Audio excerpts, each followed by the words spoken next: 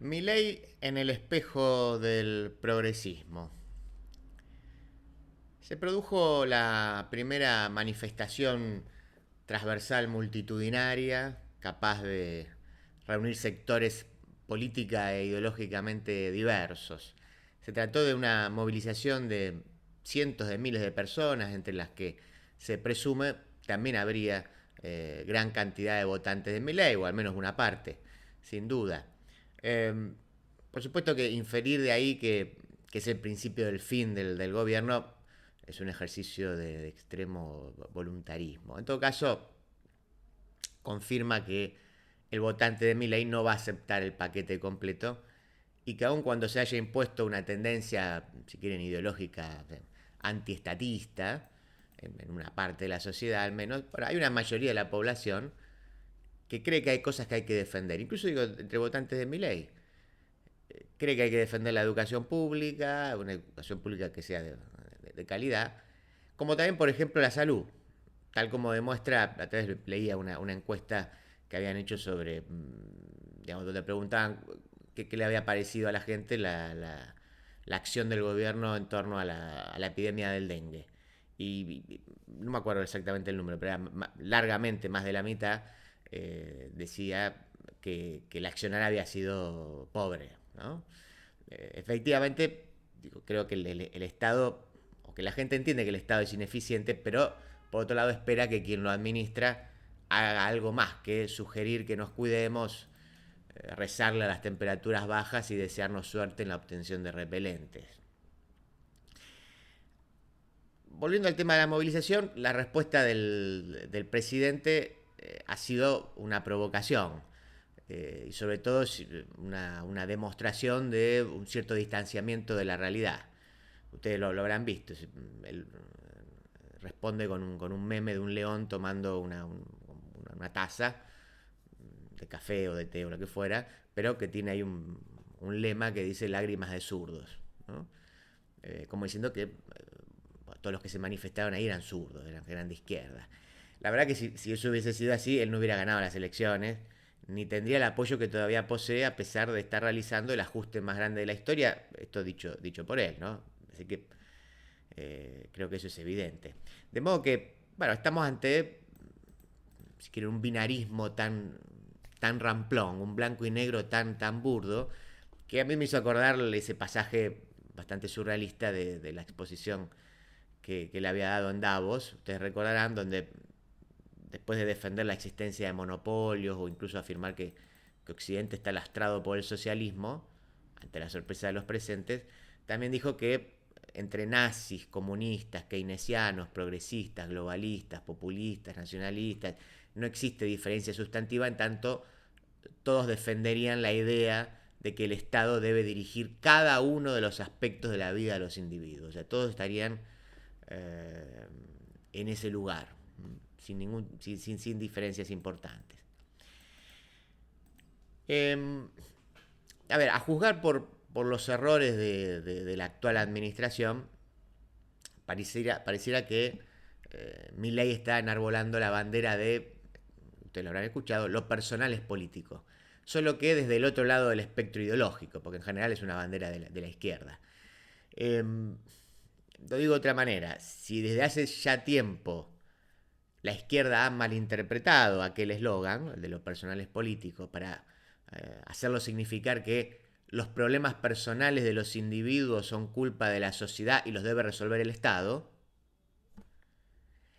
en mi ley aquella bandera de lo personal es político asume la forma de las políticas de Estado tendrán el rostro de mis frustraciones y mis disputas personales. Entonces, estamos frente a dos formas de confundirlo todo. Ambas profundamente individualistas, por cierto. Dos formas de si quiere, una mala interpretación de la idea de lo personal es político. Por izquierda y si quieren por derecha. Claro que el presidente tiene razón en que las universidades públicas funcionan también como cajas de la política. La UBA en general y algunas facultades en particular ofrecen caja para el radicalismo desde hace décadas. De la misma manera que otras facultades son cajas para los partidos trotskistas y muchas universidades del conurbano y terciario son cajas para el peronismo. Pero reducir las universidades a eso, a la caja, o suponer que el presupuesto se explica por las cajas, es no conocer cómo funcionan las cosas, cómo funciona en este caso la universidad. Es lo mismo con la cantinela del adoctrinamiento. A ver, claro que hay docentes y cátedras que bajan línea, a veces de manera vergonzante, pero las facultades y las universidades son en general, son tan grandes y tienen, otra vez, en general, tanta diversidad que ese tipo de acciones se diluyen y los estudiantes más o menos inteligentes encuentran espacios para una formación equilibrada. Por supuesto que habrá excepciones, hay casos muy puntuales, pero en general a veces hay distintas cátedras, hay distintos docentes. Entonces es difícil que uno no tenga como formas de escapar a ese adoctrinamiento o a esas bajadas de líneas, digo, vergonzantes, que por supuesto existen.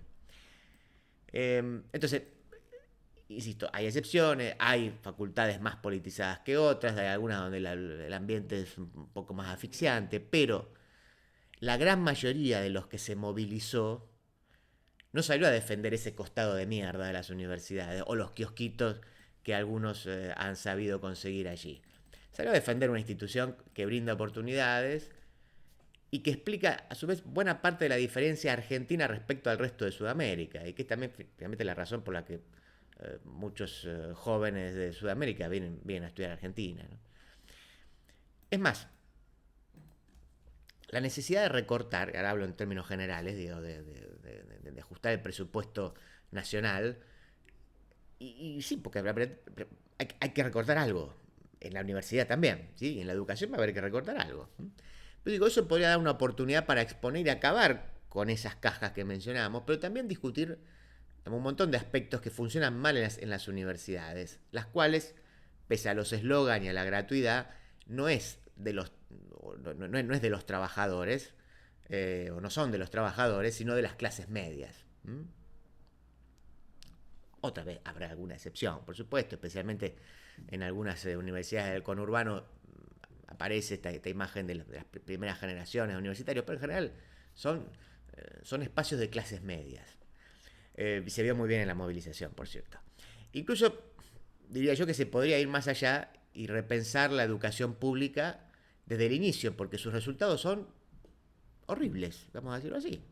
Los chicos saben cada vez menos, poco se recibe en el secundario, son porcentajes muy bajos, el nivel de los docentes es malo, se pierden días de clase, hay una cantidad de licencias con goce de sueldo que es inaudita, especialmente en algunas provincias. Como consecuencia de ello, por supuesto ahí tienen también responsabilidad los sindicatos, digo, como consecuencia de ello, los mismos, es muy curioso, pero los mismos que se movilizaron en defensa de la universidad pública esta semana, mandan o mandarían a sus hijos a primarias y secundarias privadas. Esa es como la gran paradoja. Y no lo dicen porque les da vergüenza, pero lo hacen. Lo hacen. Porque es verdad todo lo que les acabo de decir, porque funciona mal la escuela primaria y secundaria estatal y pública. En síntesis, está lleno de cosas que funcionan mal en las universidades, pero la solución, entiendo yo, no pasa por un recorte fenomenal, algunos hablan entre 60 y 70%, que haría prácticamente imposible la continuidad de su funcionamiento. Hay que sentarse, negociar, afinar el lápiz, ganar algo y perder algo, casi como sucede siempre, diría yo, casi en todo orden de la vida. Para ir concluyendo, en tiempos de polarizaciones, y esto es más viejo que la escarapela, el arte de gobernar es el de mantener separados a aquellos que pueden formar el polo opuesto. Famoso divide y reinarás, lo estoy diciendo de otra manera. Pero hoy más que nunca, porque en general lo que encontramos no solo en Argentina, sino en distintos países, esos son dos polos. Entonces, el gobernar hoy es lograr que los otros sigan separados. Cuando la soberbia progresía tensó la cuerda hasta límites insospechados, ofreciendo batalla cultural mientras aumentaba la cantidad de pobres, comenzó a perseguir y a llamar fascista a todo aquel que se le opusiese. Usando ese término de modo tan lábil, no hizo más que quitarle negatividad, vaciarlo de sentido histórico y convertirlo en una bandera de rebeldía frente al statu quo. Los resultados están a la vista en todo el mundo, donde opciones de derecha vienen obteniendo excelentes resultados. De aquí que, actuando en espejo, es difícil imaginar que el resultado pueda ser otro. Es decir, si me llamás fascista a todo el mundo, vos le llamás zurdo a todo el mundo. Así, si el gobierno de Alberto Fernández perdió la oportunidad de corregir todo lo que había que corregir por ese desprecio que tenía hacia el ejercicio del poder, por gobernar para que nadie se enoje y sobre todo para no afectar los intereses de los sectores que lo apoyaban, una motosierra casquivana y sin rumbo que entiende el funcionamiento del Estado como un ejercicio de contabilidad sería más de lo mismo, es decir, una segunda oportunidad perdida. Por ello, si Milei en el gobierno tensa la cuerda por una sobreideologización y por sus guerras privadas impulsadas por vaya a saber qué experiencia de vida, le espera el mismo destino y un retorno recargado de la versión más radical de la progresividad. Solo será cuestión de tiempo conocer cuál será el eje articulador capaz de unificar a todo ese conglomerado opositor y sobre todo cuál será el liderazgo que lo pueda conducir.